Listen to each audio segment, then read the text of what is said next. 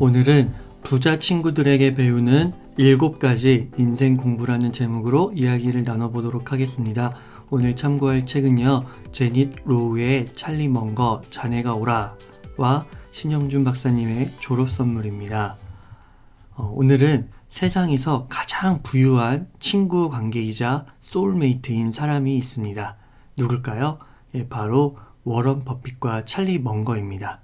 오늘은 이 둘의 관계를 통해서 한번 인생 공부를 해보려고 합니다. 워런 버핏은요 89세이고요. 찰리 먼거는 96세입니다. 워런 버핏은 자산이 한 95조 정도가 되고요. 찰리 먼거는 5조 정도가 돼요. 둘이 합치면 약 100조입니다. 엄청난 부자죠. 이 둘은 같은 동네에서 살았고요. 함께 동역을 40년간을 해서 세계적인 기업 버크셔 해서웨이를 만들었습니다. 이런 엄청난 부를 이룬 것에 있어서 한 가지 공통점은 이 둘 모두 자수성가를 했다라는 것이에요. 물질적인 유산은 거의 없었습니다. 부에 관한 몇몇 명저들에서 인상 깊은 부자에 대한 정의가 있었는데요. 그것이 무엇이냐? 단순히 돈이 많다는 게 부자가 아니라 직접 그 돈을 벌고, 즉 그 과정을 다 겪고 노력하고 시행착오도 겪고 그렇게 해서 부를 일군 사람, 그 사람이 진정한 부자라는 것이죠. 찰리 먼거 자네가 오라 이 책에 이렇게 나와 있습니다. 워런 버핏과 마찬가지로 먼거도 물려받은 재산은 없었다. 순전히 자신의 의지와 뛰어난 사업 수완으로 큰 부를 이루었다. 워런 버핏과 찰리 먼거 이 둘의 관계를 보면서 우리가 오늘 함께 생각해보면 좋을 7가지 인생 공부거리를 알아보려고 합니다. 그래서 제목은 부자 친구들에게 배우는 7가지 인생 공부예요. 자, 첫 번째, 워런 버핏과 찰리 먼거 이 두 부자는 함께 하는 것의 중요성을 알았습니다. 성경 전도서 4장 8절에 보면 이런 구절이 나옵니다. 두 사람이 한 사람보다 더 나은 것은 협력함으로 일을 효과적으로 할 수 있기 때문이다. 협력할 수 있다는 거. 그래서 일을 더 효과적으로 할 수 있다는 거. 만일 두 사람 중 하나가 넘어지면 다른 사람이 그를 도와 일으킬 수 있으나 혼자 있다가 넘어지면 그를 도와 일으켜주는 자가 없으므로 그는 어려움을 당하게 된다. 살아가다 보면은 한두 번 시련을 겪게 되고 반드시 한 번 정도는 넘어지게 돼 있죠. 그때 누군가가 나를 도와준다면 얼마나 기쁠까요? 그래서 함께하는 것이 중요하다는 것입니다. 추운 방에 두 사람이 함께 누우면 따뜻해진다. 그러나 혼자서 어떻게 따뜻해질 수 있겠는가? 한 사람으로서는 당해낼 수 없는 공격도 두 사람이면 능히 막아낼 수 있으니 삼겹줄은 쉽게 끊어지지 않는다. 두 사람이면 방어를 더 잘할 수 있고 3명이면 더 단단하다는 것이죠. 그래서 제닛 로우는 그 시너지라는 개념, 1 더하기 1은 2보다 크다는 그게 바로 시너지죠. 이 시너지를 가장 잘 형상화한 것이 바로 워런 버핏과 찰리 먼거의 관계다. 이렇게 이야기를 하고 있어요. 여기서 조금 더 한번 깊이 들어가 보면은 1 더하기 1 그리고 함께 한다는 거, 이거는 단순히 그냥 두 사람이 함께하는 그런 것을 의미하는 것이 아닙니다.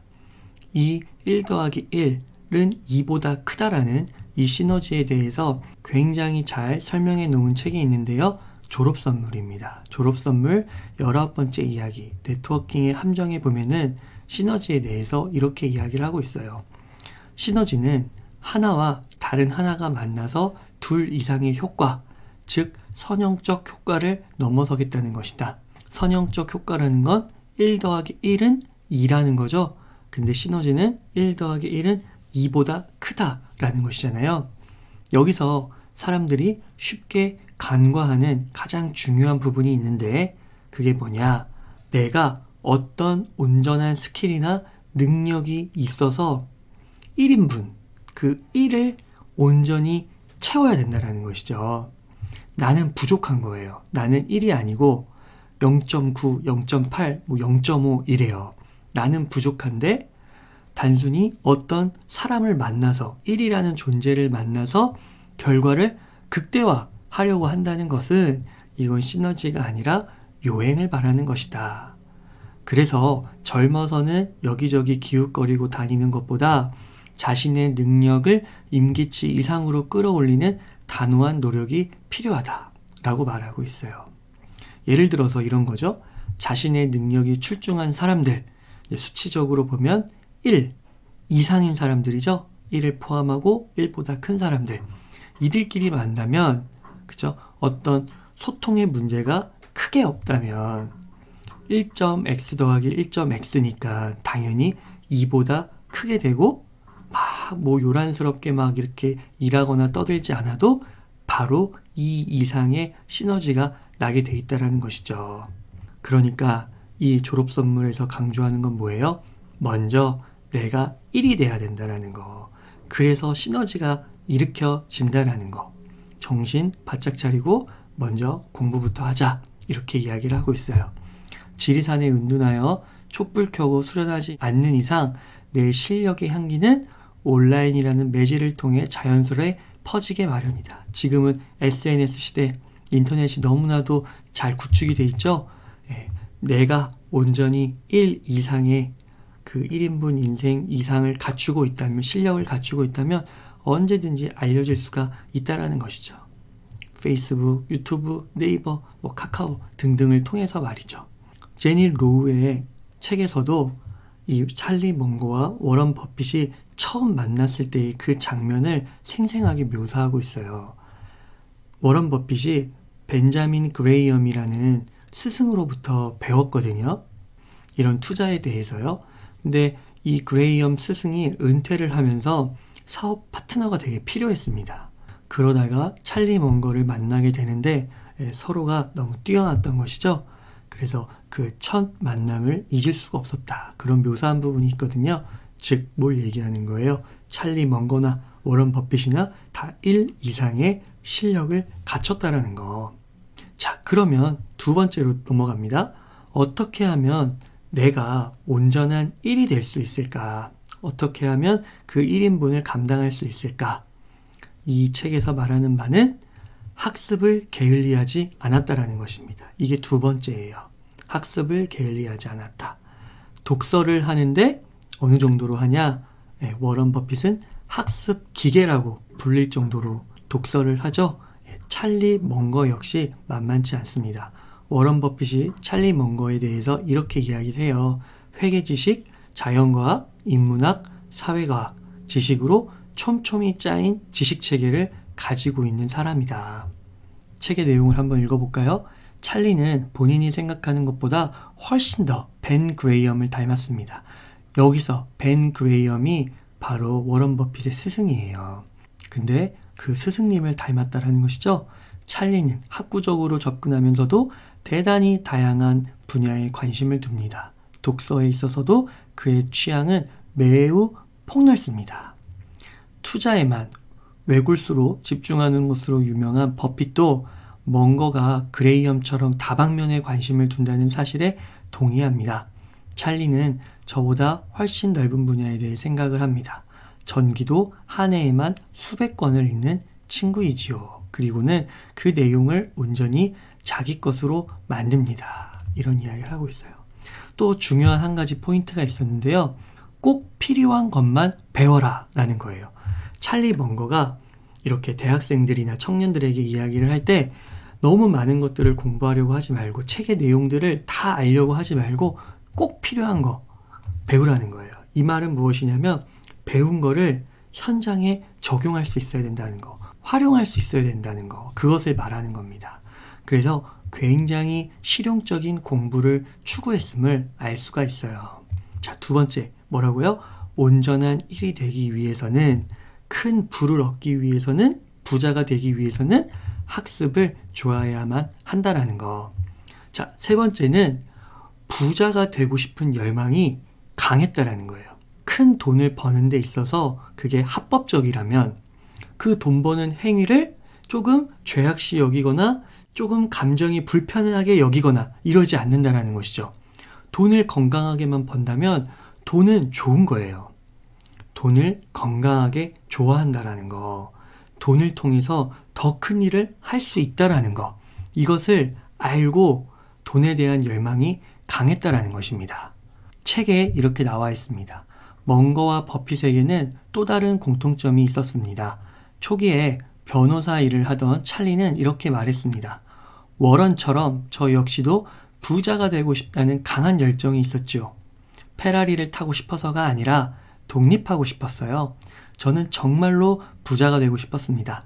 다른 사람에게 청구서를 발송해야 하는 것은 아무리 봐도 품위 있는 생활은 아니었죠. 어디서부터 그런 생각을 하게 되었는지는 모르겠지만 어쨌든 떨쳐버릴 수가 없었습니다. 찰리 멍거의 그 부의 수준, 부의 목표는요. 포브스지가 선정한 미국 최고 부자 리스트에 아주 약간 못 미치는 그 부를 유지하는 거라고 말했어요. 포브스지에는 이렇게 부자들을 50명, 100명 이렇게 선정을 해가지고 매년 발표를 하거든요. 거기 100위 안에는 들어가지 않지만 뭐 한 105위, 110위 이 정도에는 들어가고 싶다라는 거죠. 그건 왜 그러느냐. 부에 대한 강한 열망은 있지만 그만큼 유명해져서 사생활이 침해받기는 싫었다라는 거예요. 결론은 뭐예요? 핵심은 뭐예요? 부자가 되고 싶은 열망은 엄청 강했다라는 것입니다. 자, 네 번째는 물질적 유산보다 중요한 것은 정신적 유산이라는 걸 알았다라는 것입니다. 나의 부모님도 부자였다면, 빌딩 하나 나한테 물려줬다면, 이렇게 생각하는 것 자체가 워런 버핏과 찰리 멍거에게는 틀려 먹었다라는 거예요. 멍거는 이렇게 말합니다. 물려받은 돈은 한 푼도 없었지만 부모님 덕분에 저는 훌륭한 교육을 받았고 어떻게 처신해야 하는지를 배웠습니다. 그것은 돈보다 훨씬 값진 유산이었죠. 어릴 때부터 올바른 가치관을 접할 수 있다는 것은 커다란 보물입니다. 워런도 그걸 갖고 있었지요. 그것에는 재무적인 이점도 있습니다. 왜 물질보다 정신이 중요하냐? 가치관, 교육이 중요하냐? 그 가치관, 교육 안에 재무적인 이점이 포함되어 있기 때문이에요. 그래서 제대로 교육받고 제대로 된 올바른 가치관을 접할 수만 있다면 결국은 모든 걸 다 얻을 수 있다라는 것이죠. 하지만 물질적 유산으로는 한계가 있다라는 것입니다.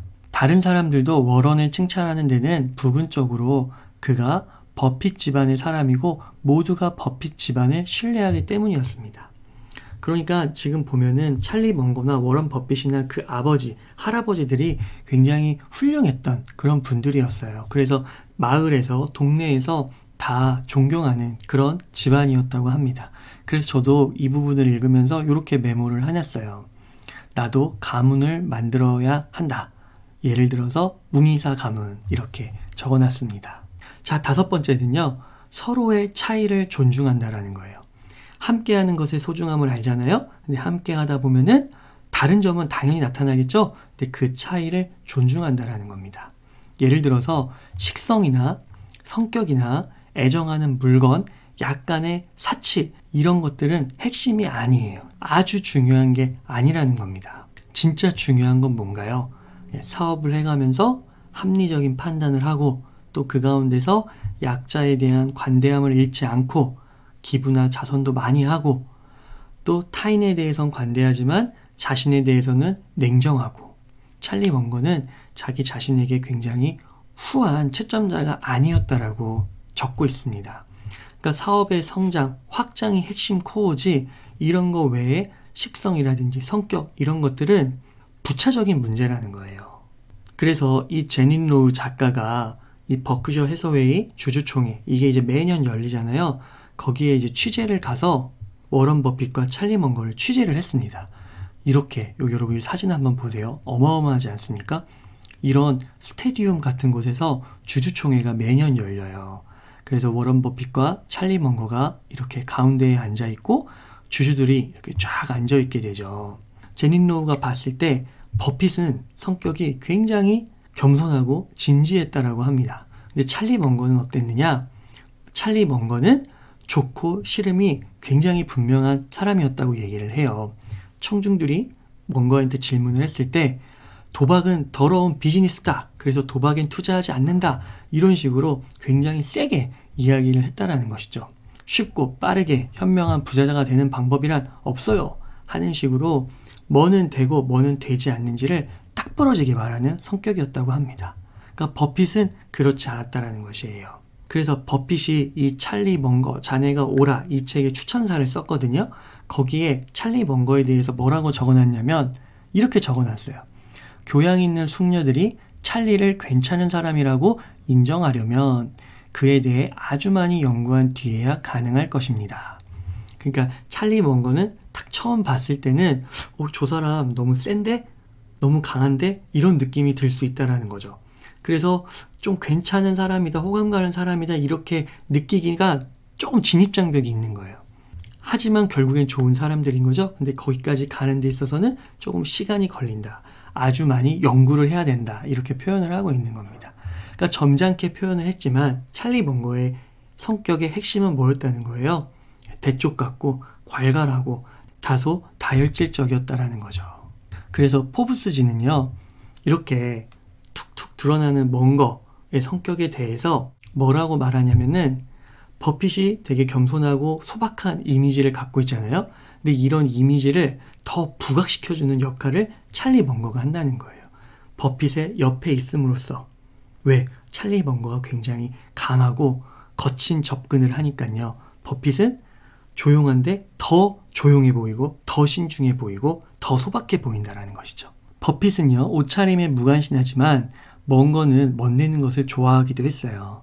버핏은 처음 산 집에서 아직도 살고 있고 세월이 흐르는 동안 꼭 필요한 부분만 리모델링 했는데 먼거는 어떻습니까? 건축물 애호가로서 집을 7채나 소유를 하고 있습니다. 이런 식으로 서로 달랐다라는 것이죠. 먼거는 보트도 되게 좋아했다고 해요. 타는 보트 있잖아요. 그래서 보트에 관한 새롭고 파격적인 아이디어를 누군가 제시를 하면은 돈이 비합리적으로 많이 들어간다 할지라도 오케이를 했다라는 것입니다. 이런 먼거의 특징이 있었고 또 버핏은 그러면 어땠느냐? 버핏은 편식쟁이래요. 편식쟁이. 펩시랑 코카콜라 이런 거 되게 좋아하죠. 그리고 소금에 버무린 견과류 이런 거 즐겨 먹고요. 햄버거 즐겨 먹고. 그런데 야채는 손도 대지 않더군요. 라는 것이죠. 그래서 찰리 먼거는 워런의 식성에 대해서 한마디를 덧붙였다고 합니다. 워런이 아침 식사를 하는 걸 봤는데 저조차도 놀랄 지경이었습니다. 그러니까 워런은 굉장히 편식하고 인스턴트도 잘 먹고 막 그런다는 거예요. 이처럼 둘에게는 굉장히 다른 면이 있다라는 거예요. 근데 앞서서도 얘기했지만 이것은 핵심이 아니죠. 사업의 성장, 확장, 부의 성장, 확장에 있어서는 부차적인 요소입니다. 그래서 이런 것들에 대해서는 관대하다라는 것이죠. 즉 중요하고 중요하지 않고 서로 치열하게 토론해야 될 것과 서로 관용을 베풀어야 할 것과 이 두 가지의 영역을 잘 구분하고 있다라는 것입니다. 6번째는 결국은 모든 일의 책임은 자기, 내 탓임을 안다라는 거예요. 일을 하다 보면은 다른 사람들이 잘못을 해서 문제가 발생될 수도 있어요. 그래서 그 사람들을 꾸짖기도 하고 상벌을 주기도 하고 심각하게는 해고도 할 수도 있어요. 하지만 중요한 건 리더는 결국 다 내 책임으로 끌어안고 그거를 어떻게 해결해 갈까 생각한다는 것이죠. 그래서 네 탓, 내 탓 계속 싸우기만 한다면 그것은 리더의 길이 아니고 부의 길에 이르는 길은 아니라는 것입니다. 정말 자수성가한 부자가 되고 싶다면 모든 것이 내 탓이라는 거죠. 내가 리더이고 내가 중심에 서 있으니까요. 그런 모습을 보일 때 서로가 서로를 더 신뢰하게 되고 찰리 먼거가 워런 버핏이 찰리 먼거를 신뢰하게 되고 그 예하에 있는 다른 임직원들도 더욱 그 둘을 신뢰하게 된다라는 것입니다. 마지막 7번째인데요. 매우 중요한 부분 같습니다. 아내를, 가족을 매우 소중히 여긴다는 거예요. 이 책의 서문에 보면은요. 워런 버핏의 추천사 부분에 어떻게 찰리 먼거가 이렇게 성공할 수 있었느냐 여러 가지 이유를 쓰는데요. 그 중에 하나가 바로 아내 낸시의 역할이에요. 읽어보겠습니다. 지금까지의 찰리의 성공은 아내 낸시가 많은 영향을 미쳤으며 실제로는 그의 인생을 바꿔놓았다는 사실을 거론하지 않을 수가 없습니다. 찰리가 세상에 큰 공헌을 하게 된 데에는 그의 훌륭한 인품뿐 아니라 네인시 역시 큰 몫을 했습니다. 워런 버핏은 아이비리그 학생들을 또는 대중들을 대상으로 항상 강연을 할 때요. 인생에서 가장 중요한 것이 하나 있는데 그것이 무엇이냐? 이 가족과 아내 이야기를 빼먹지 않습니다. 큰 성공, 부를 이루는 데 있어서 그 옆에서의 그들의 조력이 없었다면 불가능했다라는 것이죠. 그래서 큰 성취와 부를 함께 즐거워하고 누리는 것이 필요하다. 이것을 강조하고 있다라는 거. 결과를 다 이뤄놓고 나 몰라라. 다른 사람을 더 소중히 여기고 그러면 안 되겠죠? 자, 오늘 내용 한번 정리해 보겠습니다. 부자 친구들에게 배우는 7가지 인생 공부라는 제목으로 이야기를 나눴는데요. 부자 친구들, 바로 워런 버핏과 찰리 먼거로부터 배우는 교훈이었어요. 7가지. 첫 번째, 함께 하는 것의 중요성을 안다라는 것입니다. 협력해서 더 효과적으로 일할 수 있고요. 한번 넘어지는 시기, 그런 어려운 시기는 반드시 오는데 도움을 받을 수가 있고, 그리고 무엇보다 1 더하기 1은 2보다 크다는 진정한 시너지를 달성할 수가 있죠. 자, 근데 우리가 함께하는 것의 중요성, 단순히 그냥 한 공간에 있는 게 다가 아니죠. 같이 공부하고 계속해서 배워서 나라는 사람이 먼저 1 이상으로 서야 된다는 것을 졸업 선물에서 강조하고 있었어요. 기억나시죠? 자, 그러면 어떻게 온전히 내가 1인분 이상의 역할을 감당할 수 있을까? 1 이상이 될 수 있을까? 두 번째, 바로 학습을 게을리하지 않아야 된다는 거예요. 학습 기계까지는 아니더라도 한 달에 1권, 2권 정도는 우리가 읽고 쓰고 나눠야 되지 않을까요? 세 번째는 부자가 되고 싶은 열망이 강했다라는 것입니다. 돈은 나쁜 게 아니에요. 합법적으로만 번다면 돈을 더 많이 벌려고 하고 돈에 대한 강력한 염원, 기대, 소망을 가져도 괜찮다라는 것입니다. 왜? 그 돈을 통해서 더 큰 일을 할 수 있기 때문이죠. 네 번째, 물질적 유산보다 중요한 것은 정신적 유산이라는 거. 이 정신적 유산 안에 재무적 이익이 있다. 이것을 가르쳤죠. 둘 다 중요합니다. 근데 둘 중에 하나를 택한다면 정신적 유산을 택해야 된다는 거. 그래서 나의 현재 상황을 비관하면서 부자인 사람들을 맹목적으로 부러워하면서 나도 빌딩 하나 있으면 부모 잘 만났다면 이렇게 이야기하고 있는 건 이미 정신 상태가 썩어 빠졌다라는 것이죠. 부자의 길로 갈 수가 없어요. 지금 상황을 변화시킬 수가 없습니다. 빨리 바꿔야겠죠? 다섯 번째는 서로의 차이를 존중한다라는 겁니다. 무엇이 중요한지, 무엇이 중요하기에 치열하게 싸워서 가장 좋은 합리적인 의사결정을 해야 되는지, 이에 반해서 별로 중요하지 않은 것들은 관대하게 그냥 넘어가야 되는 건지, 이런 것들을 잘 구분하고 있다고 했습니다. 여섯 번째는 결국은 모든 일의 원인, 그걸 해결해야 될 책임자는 누구예요? 나라는 것을 안다. 그 책임이 모두 내 탓이라고 받아들이고 인정할 때 부의 길로 갈 수가 있다는 것입니다. 마지막 7번째, 아내와 가족을 매우 소중히 여긴다라는 것. 그 모든 과정 옆에서 함께하면서 그걸 용인해 주었던 그들과 시간이 흘러서 말년에 함께 그 부를 즐기고 기뻐야 된다는 거. 그것을 강조했습니다. 여러분 어떠신가요? 오늘 이 7가지 인생 공부를 잘 한번 되새겨 보시면서 무엇보다도 이런 시너지를 일으킬 수 있는 그런 동료들, 사람들을 많이 만나셨으면 좋겠습니다. 제닛 로우가 몇 번을 강조하거든요. 솔로보다는 듀엣일 때 훨씬 잘 해나갈 수 있는 것 같다라고요. 찰리 먼거도 곧잘 말했다고 합니다. 각 요소를 잘 배합하면, 하나하나는 조금 불완전하고 불충분할지 모르지만 잘 배합하고 조합이 되면 걸작이 탄생하는 법이다. 이런 말을요. 여러분들께서 살아가시는 동안 그 걸작을 탄생시키는 그런 관계들, 그리고 공부, 깨달음들, 이런 것들을 더 많이 경험하시고 더 깊이 깨달아 가시기를, 알아가시기를 진심으로 기원하면서 오늘 웅이사의 하루 공부는 여기서 마치도록 하겠습니다. 감사합니다.